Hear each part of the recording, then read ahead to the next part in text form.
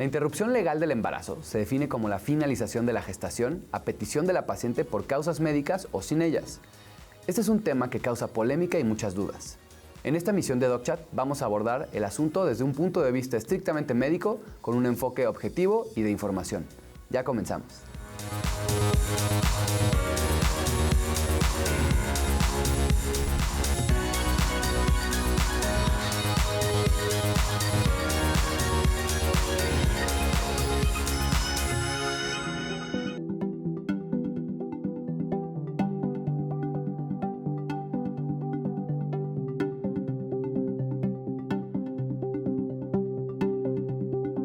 Bienvenidos a DocChat. El día de hoy estoy con el doctor Javier Contreras, él es ginecólogo y vamos a hablar sobre el aborto.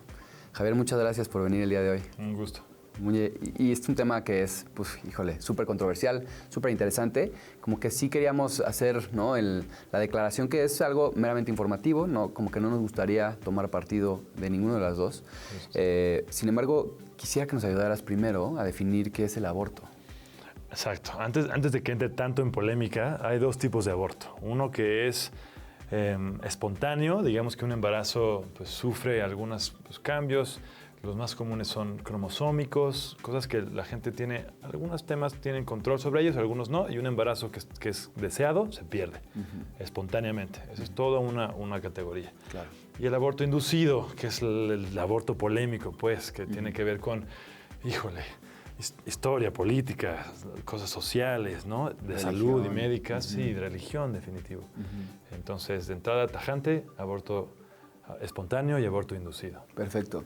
Ahora, hablando un poco del aborto inducido, históricamente esto ha ido cambiando un poco, pero ¿nos puedes platicar un poquito qué es lo que sucede? O sea, cuando alguien decide abortar, ¿qué tiene que tener en cuenta, no? O sea, porque puede ser el número de semanas que lleva embarazada, de lo que ya se formó, etcétera. O sea, ¿nos puedes platicar un poquito como para que la gente entienda por qué de repente en algunos lugares es legal hacerlo hasta cierta semana?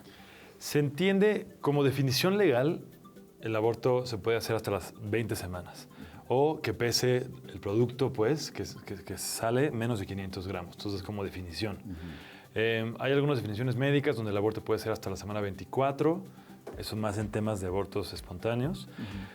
En México y en el mundo se respeta mucho como el límite de las 12 semanas para medir como el aborto que se legalizan de repente en diferentes estados de México, por decir local. Y mucho de la razón es, sin duda, por desarrollo. Más o menos después de la semana 12, hay varias cosas, pero la más importante es, hay desarrollo ya de huesos. Entonces ya cualquier procedimiento con esa mineralización de los huesos fetales ya puede haber muchos daños y los riesgos se elevan mucho más con cualquier proceso de aborto. Entonces ya cambian un poco temas. Ese es uno de los puntos importantes por decir, pero siempre se procura que sea antes de la semana 12. Ok. Hay gente que propone un poco también el tema de qué órganos ya se desarrollaron también. Es el ejemplo del sistema nervioso central, corazón, etcétera. ¿Qué hay sobre esto? Es muchísimo. Por ejemplo, el latir del corazón. Desde la semana 4 del embarazo ya hay un corazón que late. Normalmente se ve y se escucha latir pues, en los ultrasonidos a partir de la semana 5 o 6, pero entonces corazón ya hay.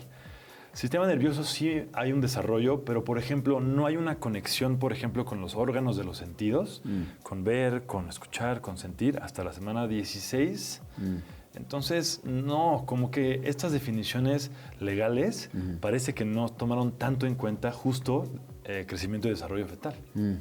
Ahora, también una de las cosas que la gente mucho pregunta es ¿cuáles son los métodos para hacer un aborto? Porque hay varios tipos y nos gustaría que nos platicaras un poquito acerca de estos. Mucho que platicar exactamente de eso.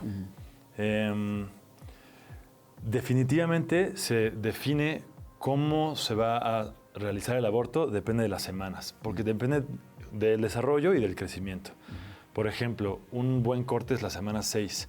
Y de esto hay mucha información. Pero las maneras a grandes rasgos pueden ser abortos médicos.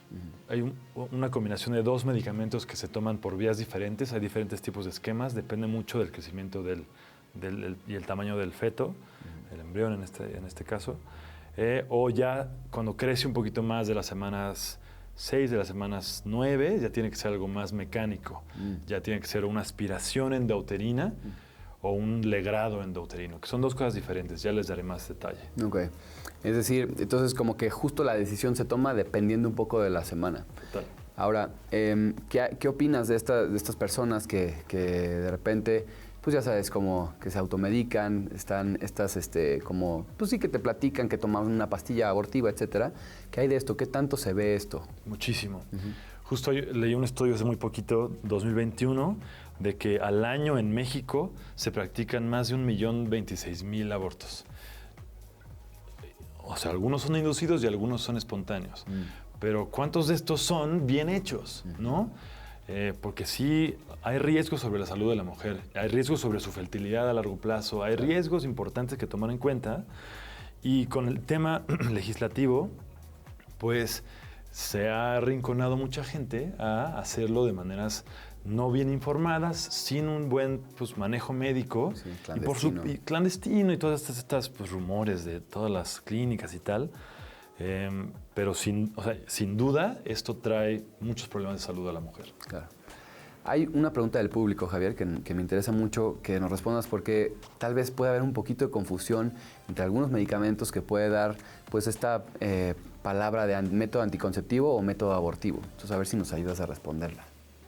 ¿La pastilla del día siguiente es segura? Definitivamente segura. Hablando de anticoncepción, ¿sí? La pastilla del día siguiente, hay diferentes tipos, diferentes dosis, funcionan igual. Te dan 72 horas para tomártela, pues 72 horas después del evento sexual de riesgo se llama. Cuando se sale de este momento, ya el mecanismo por el cual inhibe pues, la implantación, inhibe un embarazo, ya se pierden. Entonces no es como un abortivo. No, cuando ya hay un embarazo lo disuelve o lo elimina. No, es más bien previene que se forme el embarazo. Claro. 72 horas se tiene para la pastilla del día siguiente. Hablamos de anticoncepción, no tanto como algo para ya que hay un embarazo. Sí, qué bueno que aquí hay que hacer esa diferencia porque justo a lo mejor, incluso en algunos países, etcétera, pueden esto como incluirlo en algo como abortivo, pero en realidad sabemos que es algo más anticonceptivo, solo por esa definición. Ahora, sí es importante ahora decir, como estos métodos que nos platicabas en el primer bloque de aborción, ¿no? Ya métodos abortivos, ¿nos puedes platicar ya como específicamente de cada uno? Claro. Y partiendo, por ejemplo, de la pastilla de la siguiente. La pastilla de la siguiente es una hormona, es una bomba hormonal que hace que el sistema donde se va a formar el embarazo no sea, sea inhóspito para que se forme el embarazo. Las maneras médicas de tratar un embarazo se tienen que hacer primero, sabiendo que el embarazo tiene menos de 6 semanas o cerca de 6 semanas y constan no de hormonas, constan de una combinación de un medicamento que despega un poco ya la placenta que está empezándose a adherir al endometrio y luego un proinflamatorio poderoso que genera contracciones uterinas para que se salga el embarazo. Entonces, ¿ves? Es un mecanismo de acción totalmente diferente. Sí, claro. Luego todos estos test de pasote, ya decíamos, son proinflamatorios. Entonces sí pueden ser abortivos, pero no son efectivos. Se necesitan dosis muy específicas, se necesitan vías de administración del proinflamatorio muy específicas, hay tiempos que considerar. Es de verdad, es algo muy especial y específico. Hay guías internacionales que dictan muy bien estos temas. La más grande es de la OMS. Claro. Que se libera en no sé cuántos idiomas a todos los países con un mensaje de si en tu país es legal o no es legal, eso no nos incumbe mucho, pero tiene que ser bien hecho. Eso es un mensaje de la OMS muy poderoso, que lleva haciéndolo con guías de aborto a través de varios años. Entonces eso es medicamentoso. Sí. Tiene tasas de éxito dependiendo del tamaño del embrión, o sea, de las semanas de gestación. Claro. Si se pasa de eso, se pueden combinar algunos de estos métodos, pero luego ya te pasas a los que son mecánicos. Ya ya está tan fijo el embarazo al endometrio, claro, que necesitas alguna acción mecánica que barra el embarazo. Claro. Entonces hay dos maneras de hacer esto. ¿Cuál es más o menos, Diego? Entiendo que varía un poco, pero en general, ¿cuál es la tasa de éxito de una pastilla, si se hace adecuadamente, de que cometa un aborto? Más o menos, o sea, sí puede ser arriba del 90, 93%. Bastante. Pero cuando es abajo de la semana 6. Claro. Y ya luego vas jugando con esto. Y las guías te lo dicen muy claro. Ya se vuelve menos eficiente. Entonces es muy probable, pasa muchísimo, que una paciente que necesita un método o que quiere un método médico, que termina necesitándose un método mecánico. Claro. Es muy, muy común. Claro. Ahora sí, hablando ya de métodos mecánicos, nos ibas a platicar de dos. Sí. Igual, para embarazos tempranos, a partir de la semana 6, tempranos, se realizan aspiraciones manuales endouterinas, les llamamos AMEUs. Y lo que son unas pipetas que tienen, o sea, como, pues sí, del tamaño como de una villa intravenosa, muy delgaditas, de algunos milímetros, que se introducen por el cérvix y se conectan a un aparato de aspiración, ya sea como una máquina que aspira o a una como jeringa muy grande. Entonces, con la ayuda de la presión negativa, se arrastra un poco como esa pipeta que tiene como unos orificios para limpiar, pero es muchísimo más noble porque nada más es esa presión negativa. Claro. No siempre son los famosos legrados. Exacto. Ajá. Una legra es, digamos, como una cuchara de metal que su uso es raspar. Es raspar adentro del útero para pues, despegar por completo el embarazo y todo lo que está adherido. Y eso puede ser ya pues, bastante más violento para el ambiente endouterino en ese momento y a futuro para fertilidad futura. Claro. Javier, estábamos platicando aquí de un punto bastante interesante. Nos platicabas un poco de los métodos mecánicos de practicar el aborto. ¿Nos puedes platicar un poquito de tasas de éxito y también un poquito de las complicaciones que puede haber ahí? Claro. En tasas de éxito siempre hay que individualizar. Lo más individualizable en este tema es, como hemos estado diciendo, el momento en el que se practica pues, el método abortivo. Claro. Con un método mecánico, el éxito es absoluto. Claro. No se queda un embarazo. O sea, tasas de éxito pues, completas. Tasas de riesgos, ese es el tema. Entonces, decíamos, en riesgos lo importante de saber es que métodos por medicamentos, sí no alcanzan tanto éxito mientras más avanza la gestación, Claro. pero ya se resuelve pues el 100%, por decir, con un método mecánico. Ok. Hay una pregunta del público que va un poquito de la mano de esto. ¿Cuáles son los riesgos que se tienen si se interrumpe un embarazo? Perfecto. Hablar de riesgos es bien importante. Y por eso es que tiene toda esta nube legal y todo ese tema, por riesgos, justamente. A corto plazo, y muy importantes, pues el riesgo puede ser la muerte, la realidad, ¿no? Con un legrado mecánico se puede legrar más allá de capas endometriales profundas y dejar sangrados abundantes. Las arterias que suplen sangre a un embarazo tienen flujos altísimos de sangre. Entonces, con unos momentos, con unas horas de un sangrado de esas arterias, por un legrado mal hecho o por algo más brusco, puede ser choque y muerte, la verdad. Sí. Entonces tiene que ser muy bien controlado, etcétera, etcétera. A, digamos, mediano plazo puede ser que no se haya retirado por completo el tejido del embarazo, entonces quedándose por dentro, se infecte. Entonces genera infecciones horribles que se van a toda la pelvis, se diseminan y tienen muchos problemas hacia adelante. Pero manejar de repente esas infecciones, esas enfermedades pélvicas inflamatorias también es bastante complejo, Claro. digamos a mediano plazo. Y a largo plazo sí hay riesgos de infertilidad. Sí, manejar un aborto mal sí puede traer problemas. El más clásico es una cosa que se llama síndrome de Asherman. Lo que es que con un aborto mecánico se hace tan profuso y tan fuerte que fomenta que se cicatrice por dentro el útero. Entonces se forman como vainas cicatrizales que impiden que un embarazo nuevo se forme. Claro. Por decir. Vamos a ir con otra pregunta del público. ¿Cuánto tiempo de recuperación se necesita después de interrumpir un embarazo? ¿Y cuánto tiempo debería esperar para volver a embarazarme? Esa es una muy buena pregunta. Como tal, vamos a decir mecánicamente, ya sea usando medicamentos o usando un procedimiento quirúrgico, la recuperación es muy pronta.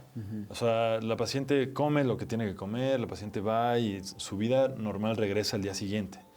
Puede quedarse alguna sensación de cólico, puede ser incómodo, definitivamente, pero puede regresar a su vida normal ese mismo día, la realidad. Recuperación emocional, recuperación, ya sabes, familiar, recuperación de todo lo que implica un aborto, pues entonces ya se individualiza mucho más, perdón. Claro, ok. Vamos con otra pregunta del público. ¿Se puede utilizar un método anticonceptivo después de un aborto? Claro que se puede usar método anticonceptivo. Para que el ciclo regrese a su normalidad, se pueden tardar, depende del método, de 1 a 3 meses más o menos en regresar ya a un estado fértil, por decir. De cualquier manera, es importante hablar de anticoncepción después de hablar de aborto. Incluso en ese momento se puede colocar un DIU en ese instante, que puede funcionar muy bien, y la paciente tiene las opciones que normalmente tendría de anticoncepción. Hay un tema que me encantaría tocar, pero vamos a ir primero con Dani y ahorita regresamos. Tus pies y tobillos son la base de soporte de tu cuerpo. Por lo tanto, es sumamente importante trabajar en su fuerza y movilidad para evitar dolores y lesiones de otras partes del cuerpo, como tu rodilla, tu cadera e incluso tu espalda. Les voy a enseñar algunos ejercicios que puedes realizar en tu día a día para fortalecer y movilizar tus pies y tobillos. Vas a comenzar en el piso, hincado, y te vas a sentar sobre tus pies, tratando de que todos los dedos de los pies toquen el piso y se esté extendiendo por completo toda la planta de los pies. El chiste es que aguantes aquí aproximadamente 1 minuto. Si solo aguantas unos segundos, empieza desde eso y después ve aumentando el tiempo de manera gradual. El siguiente ejercicio va a ser mover las rodillas, elevándolas fuera del piso, tratando de que los talones lleguen al piso y luego bajas las rodillas. Elevas rodillas, tratas de que los talones casi lleguen al piso y bajas rodillas. De este ejercicio puedes hacer aproximadamente unas 10 repeticiones. Y por último, vas a colocar tu pie completamente plantado en el piso y vamos a llevar todo el peso arriba de la rodilla, echando la rodilla hacia adelante, que la rodilla pase los dedos de los pies, pero que el talón no se despegue del piso. Y quiero que sostengas este movimiento por unos 10 a 15 segunditos y luego regreses. Y puedes repetirlo de unas 5 a 8 veces, sintiendo cómo aquí se estira toda la parte posterior de tu talón y de tu pierna. Practica estos ejercicios 1 o 2 veces al día y espero que te ayuden a tener pies más fuertes y móviles. Yo soy Dani Méndez. Muchas gracias.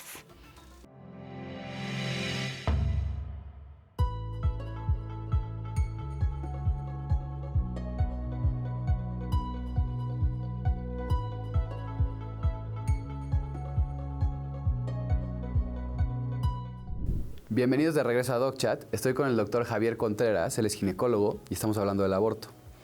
Javier, vaya que ha sido una plática súper interesante, creo que ha sido muy informativa. Yo tenía una pregunta personal. Primero, ¿qué hay de los doctores, los ginecólogos, en cuanto a su decisión de ellos practicar o no aborto? Es decir, porque pues puede llegar alguien contigo, ¿no? a decirte que quiere. ¿Cómo está ahí el tema como de cada doctor? Pues acaba siendo muy decisión del doctor. Hay como eso. Hay los doctores que están en contra, como la gente que está en contra, y hay doctores que están a favor, como la gente que está a favor en todo este tema. Y tenemos, pues, como médicos, ginecólogos, el derecho de decir, aquí pudiera ir un aborto, si es un aborto espontáneo, pero yo no realizo abortos. Entonces, mandar con alguien que sí lo haga, o perdón, pero yo no hago este procedimiento. Definitivamente existe. De acuerdo. Y digamos que, ya como para manera de cierre, ha sido pues bien controversial en general en el mundo, está visto con diferentes ojos, dependiendo un poco en lo que tú creas. Sin embargo, creo que el mensaje que me encanta, que creo que hemos dado es pues acudir con alguien, ¿no? Con un ginecólogo a que te informe un poquito de lo que puede estar pasando en tu zona, porque sabemos que hay en estados aquí de la República que pues tienen sus asegúnes, no es 100% legal, hay otros que sí es legal, y como llevarse esta pues información que nos explicaste de manera clara. Ahora, ¿cómo tú le abordarías un poquito a tu paciente todo este contexto? Bien. Definitivamente toda la información. Independientemente de mi opinión, estamos pensando en salud. Estamos, o sea, como ginecólogo, como pensando en la salud de la mujer, definitivamente es expresarle, pues sí, riesgos, como platicamos, expresarle pues, las utilidades del aborto cuando es útil, porque pues, sí se ha desarrollado utilidad para el aborto. Insisto, depende de los tiempos. Darle mucho apoyo informativo y también pues darle mucho apoyo emocional. Es todo un tema que mueve pues vidas y cambia vidas. Entonces, pues darle el más apoyo pues multifactorial posible. Sí, claro, porque ahí sí, como sabemos, pues pueden ser muchas características, ¿no?, las que se desarrollen. Es decir, por ejemplo, hay razones de aborto por las que viene algún error, ¿no?, en el bebé, ¿no?, que tiene alguna enfermedad, ¿no? Y hay gente y hay algunas reglamentaciones que permiten este tipo de abortos. También, por ejemplo, si hay violaciones, si hay nada más porque, o sea, ¿no?, un poquito como la ciencia avanza muchísimo y pues nos permite de repente tomar ese tipo de decisiones. Absolutamente. O sea, avanzamos, practicamos abortos, insisto, se practican abortos, los que necesitan practicarse, nos da mucha información, nos da mucha estadística para poder brindar en estos casos en especial. Consejerías genéticas para aborto, temas de abuso sexual y aborto, por supuesto. Y lo que nos toca a nosotros es como ponernos muy bien en esa fila, línea, sin ser provocados por los dos polos de controversia y dedicarnos a la salud femenina. Sí. Ha estado padrísimo el programa. Javier, ¿nos puedes platicar nada más dónde te podemos encontrar, redes sociales, etcétera? Claro, Instagram principalmente, Dr.J. Orozco. Escriban, pregunten, platiquen. Sí, ahí te pueden entonces hacer consultas. También si quieren ir a consulta personal contigo, se puede hacer por ahí también. Así ¿verdad? es. Y de hecho, esta es como la recomendación más importante de este programa, o sea, como acercarse también a la persona indicada. Recuerden que pues, hay mucha información en internet, lugares clandestinos en donde se realizan este tipo de cosas, etcétera. No hay nada mejor que platicarlo con alguien que sea un profesional de la salud, que esté certificado y pues que obtengan la mejor información. Así que ha sido un gusto. Muchísimas gracias por estar hoy, Javier, con nosotros. Les agradecemos a ustedes por estar pendientes del programa, por sus preguntas y ya saben que aquí les respondemos todo con información pues más confiable. Les mando un abrazo y nos vemos en la próxima.